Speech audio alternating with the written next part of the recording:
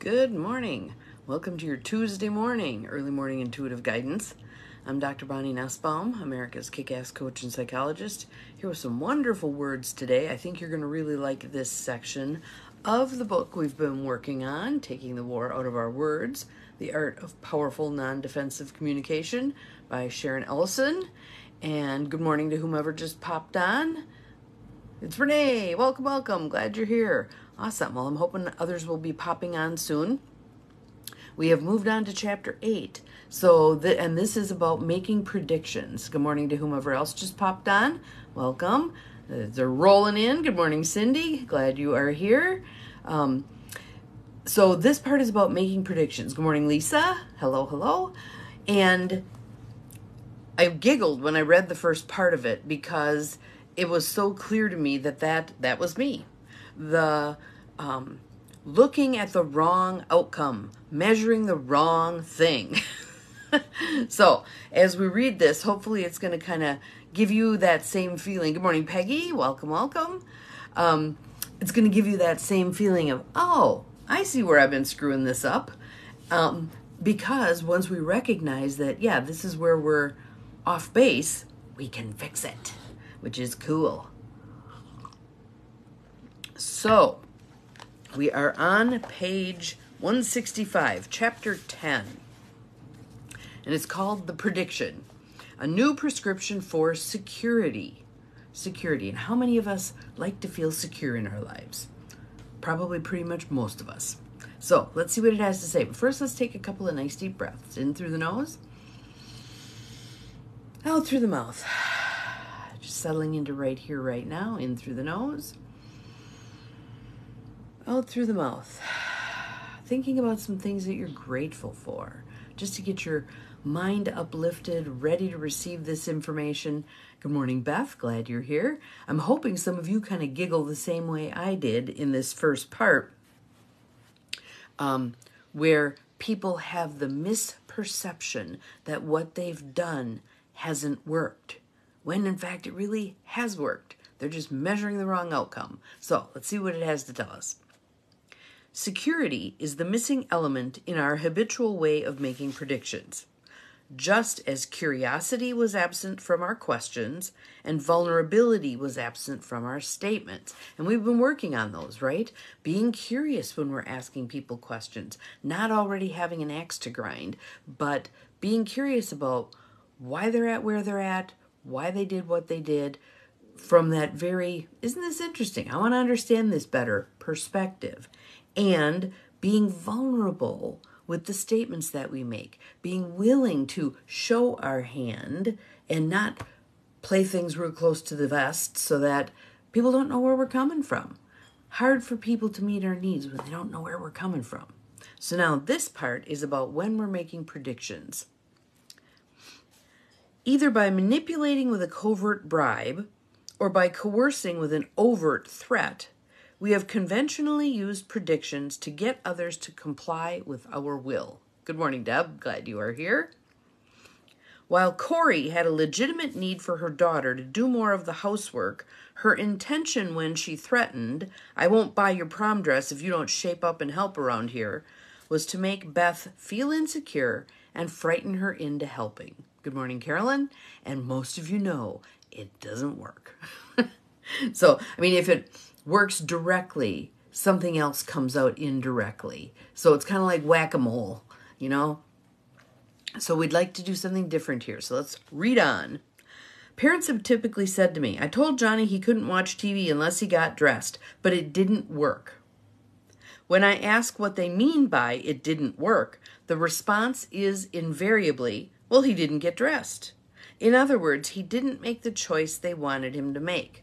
Again, measuring the wrong outcome. Hang on, we'll get there. This is cool.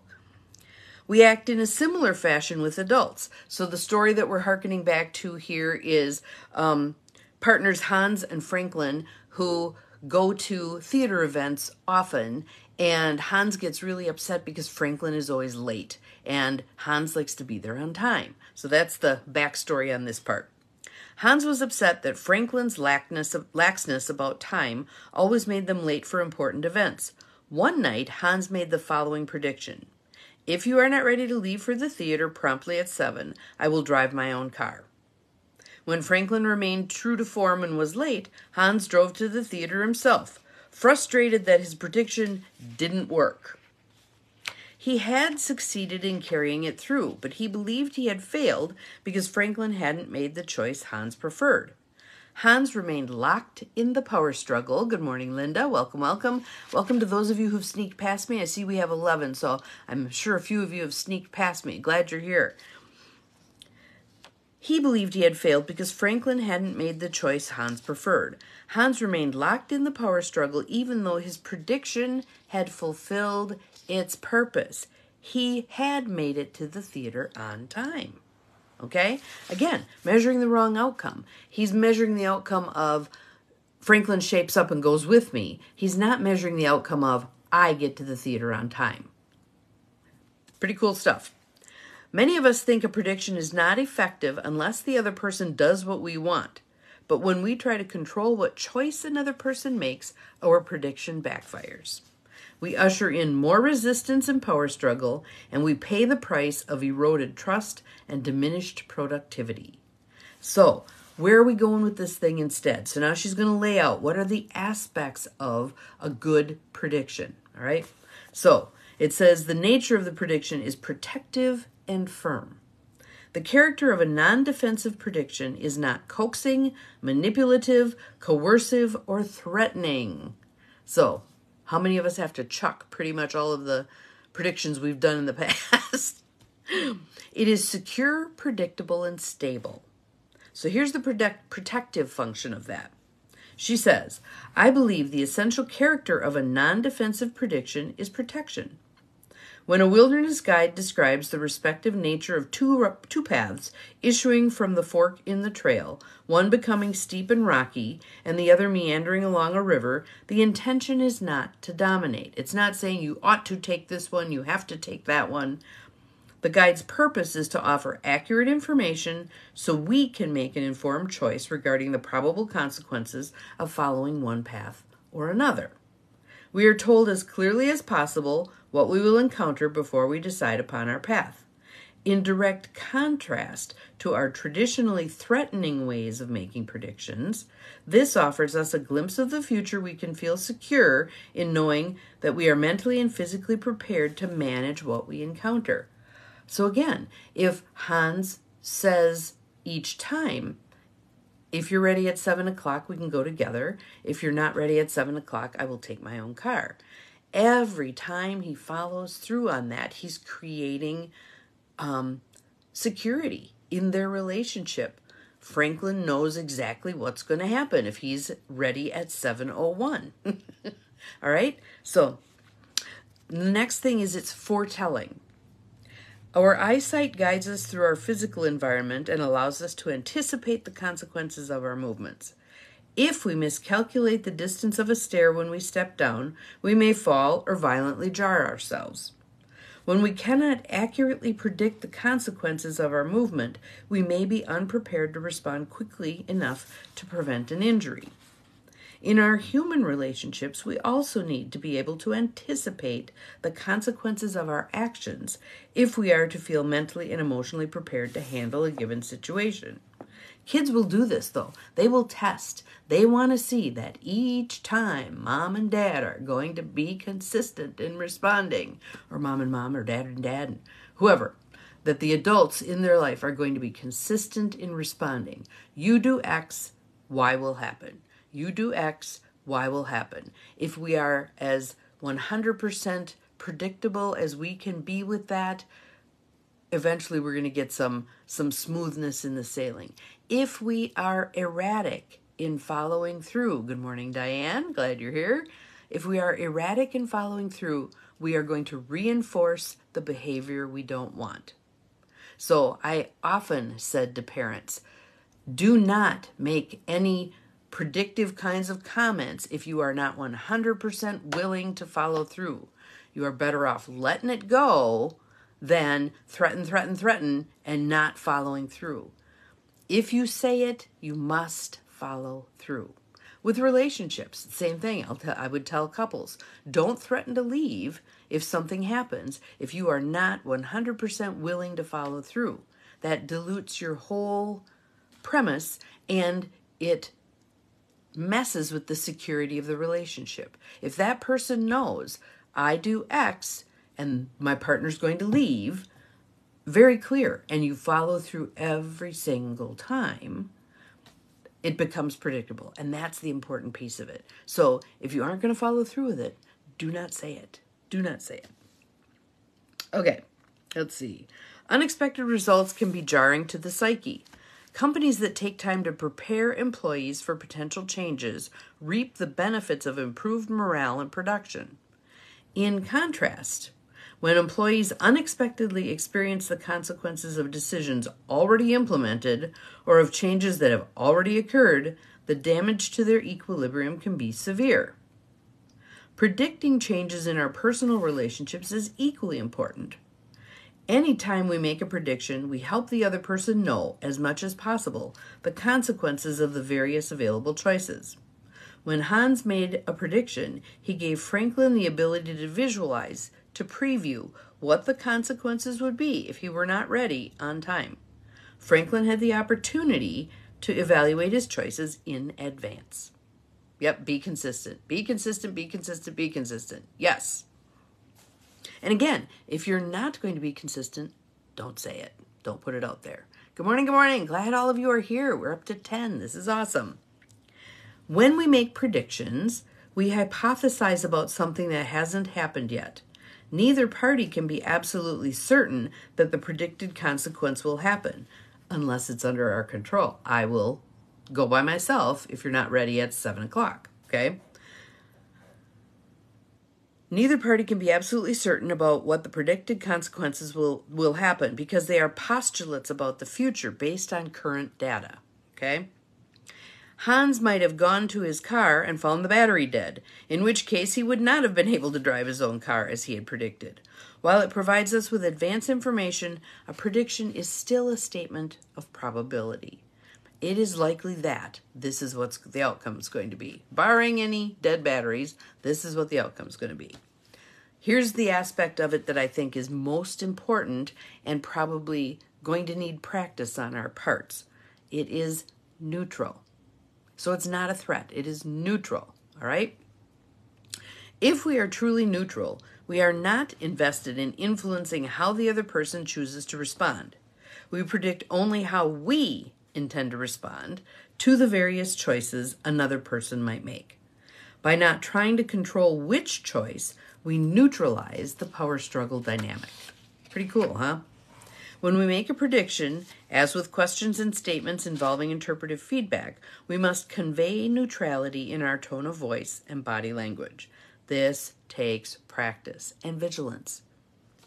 Since a prediction can easily slide into a threat if it is infused with our feelings, neutral tones and body language help to communicate that we are not seeking to dictate choices, that our prediction is not about a power struggle. Consider the difference in the following motives. So now she's going to run through the thing with Hans and Franklin from various perspectives so you can see the difference, tease out those differences. Here's defensive and controlling. Hans predicts that he will take his own car if Franklin isn't ready on time because he wants to coerce Franklin into changing his habit of being late. Okay? That's defensive and it's controlling.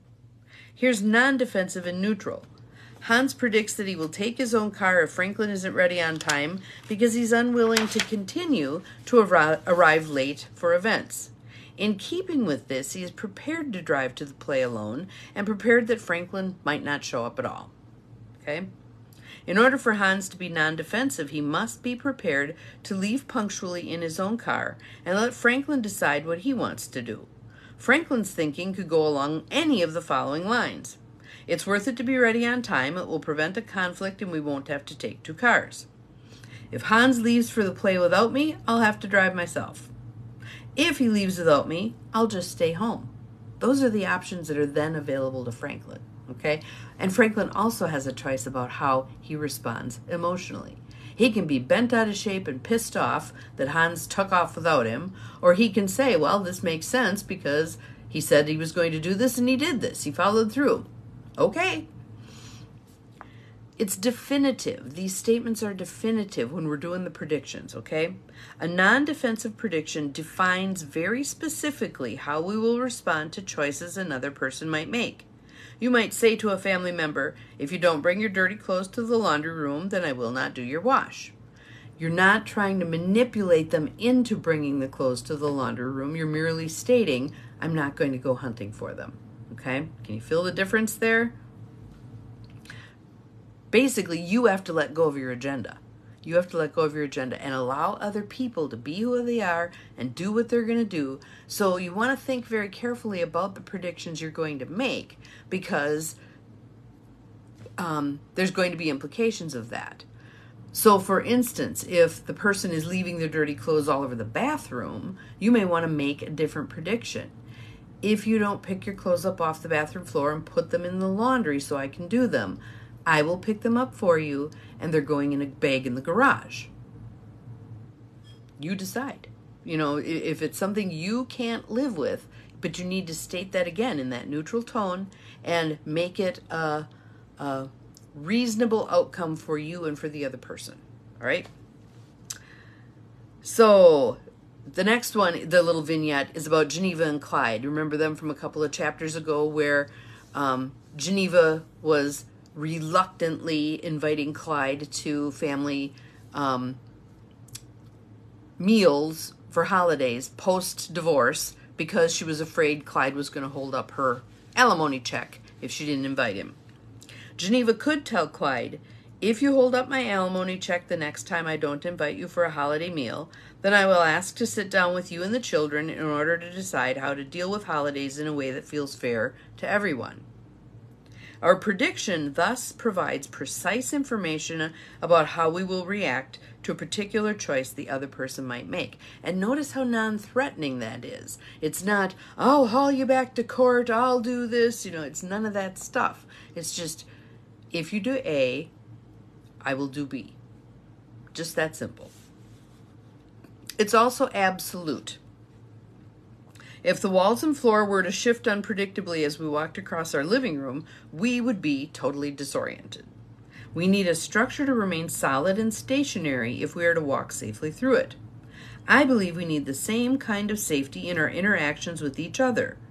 If our prediction is to provide a structure that lets another person anticipate as accurately as possible the consequences of a specific behavior, the prediction must be non-negotiable. Hans must be willing to drive his own car every time Franklin is late. Once we predict a consequence, if we change it at all, we move the wall, so to speak. It doesn't matter if we move it a few inches or a mile, its position has changed. We have made a false threat and lost credibility. So again, you want to be thoughtful and planful on the front end, not reactive when you're making these kinds of predictions. You want to think it through. And I think it's reasonable to say to the other person, I need to think about this. I need to think about what's reasonable here. So I'm not going to say anything right now. I need some time to chew on this, okay? When we don't follow through on the consequences we predict, we fail to provide the kind of stable, secure structure each of us needs in order to feel safe in our relationships. And again, people will challenge it. They're going to test drive it. They want to see, is she going to follow through? Is she going to do what she said she was going to do? Sometimes when we do that, when we follow through, they're kind of like, oh, but it was predicted. So there's really not any they can stand on because you made it very clear what you were going to do and you did it. All right. And they might say to you, well, you've threatened that 4 or 5 times already and never followed through. That could be valid. That could be valid. And you can say, yes, I did that. That's unfortunate. Now, 100% of the time, if I say I'm going to do something, I will follow through. Again, you're better off not saying anything if you're not going to follow through. The other thing about the predictions is they are double-sided. Any prediction we make has at least 2 alternatives. If we don't state the second alternative directly, it is present by implication. When your partner says, if you continue to interrupt me, I will not finish telling this story, you can easily infer the flip side of that prediction. If you stop interrupting, your partner will finish the story. While the unstated part of the prediction is usually present by implication, the prediction is clearer when both sides are specifically verbalized. So speak up, say it, put it out there. Okay? Each prediction spotlights two parallel scenarios. What will happen if a certain set of circumstances does occur, if the person makes a particular choice, and conversely, what will happen if the set of circumstances doesn't occur, the person makes a different choice. So here's an example of that. You might say to your teenager, if you mow the lawn today, it's okay with me for you to use the car tonight. If not, then I won't give you permission to have it. If you state only the first half of the prediction, you may sound coaxing, like you've got an agenda. You're trying to get them to pick that first choice. Pick door number 1. You want to tell them door number 1, door number 2. Sometimes there's door number 3, door number 4. Spell them all out, what's going to happen, and they can make their choice. Let's see. If you only state the first half of the prediction, you may sound coaxing. And I've known more than one teenager who is apt to argue later. Well, you told me I could have the car if I did mow the lawn, but you didn't say I couldn't have it if I didn't. You got that, kid? I had that, kid. If you state only the second half, if you don't mow the lawn, I won't give you permission to use the car tonight, you are likely to sound punitive. So again, in order to have that neutrality, you want to lay out the various options, and then they pick. When parents verbalize both sides of a prediction, they often tell me their children respond with much less anger and argument. Here it is. Make your choice. Whatever you pick, you pick. And it's a win-win situation because you've laid out what's going to happen in either case. Done deal. So avoiding the power struggle, we can offer a neutral and clearly defined prediction that will meet our needs and keep us out of a power struggle, regardless of how the other person chooses to respond. Remember Min, who was the office person who had to field the calls from the students who were upset about their, good morning, Nancy, who were upset about their financial aid not coming through? So that's this next vignette. If a student calling the financial aid office at the university continued to shout at Min after she had asked a non-defensive question or made a non-defensive statement, she could make a prediction. If you continue to shout at me, then I will hang up. If you stop shouting, then I will do my best to help you. Min realized she didn't have to try to control whether the student stopped shouting or not. Her prediction was effective in either case. Again, you're changing how you measure the outcome. You're changing how you measure success. Success isn't, good morning, Rebecca, getting them to do what you want them to do. Success is laying out the options, they pick, and you follow through. That's success. Okay? In the same way, any non-defensive prediction we offer to either children or adults can be effective. You may say to your child, if you do not pick up your toys and put them away, then I'm not willing to give you permission to watch TV. If you do pick them up, then I'll give you permission to watch. It's laid out both sides. They get to make their choice. Toys scattered around, permission denied. Toys picked up, permission granted. Barring the influence of unforeseen events, and as long as you aren't invested in trying to control which choice your child makes, there's no way for these predictions not to work. Okay? So, that is that section. So I'd like you to think about predictions that you've made. You've probably called them threats. I think, especially as parents, we have often threatened our kids to try to get them to comply with something that we believe ought to happen. And sometimes I had some daredevil kids. Sometimes I had to lay out, if you rollerblade without your wrist guards, you can fall and break a wrist, and that's not going to be very fun.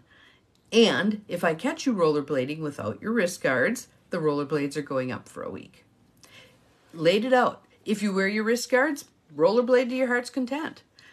Lay out the options. You're sending the message, I'm neutral about this. You're going to make your choice. You're going to do whatever you're going to do. Okay? So I'd like you practicing. So find some opportunities where there's something that you can predict about. If you don't go grocery shopping today, I have no supplies to make dinner with tonight. If you do go grocery shopping today, I will have supplies and I can make dinner tonight.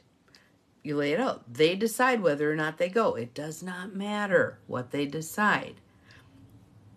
you can move forward from there. So I'd like you practicing. Just even think about it in your head. Think back on some of the previous situations where you felt like you were wielding a threat and it didn't work because the person didn't change the behavior. Come back at that in your mind. Play it through again in terms of, I'm going to lay out both of the options, or 3 or 4 options, whatever I see as possible, the potential outcomes for each of those, and I'm going to let it be what it is and see where it goes. I'd love to get some feedback from you on your thoughts on this on the front end before you even try it, and afterwards, after you've tried it, and see how it goes for you. So have an awesome Tuesday, all of you. We'll see you again tomorrow. For those of you, again, I'm just going to, a couple of things. One, I'm really excited because yesterday I went to a facility. It's an awesome facility, and set up 2 dates where I'm going to have talks on intentional community, the intentional community I want to build.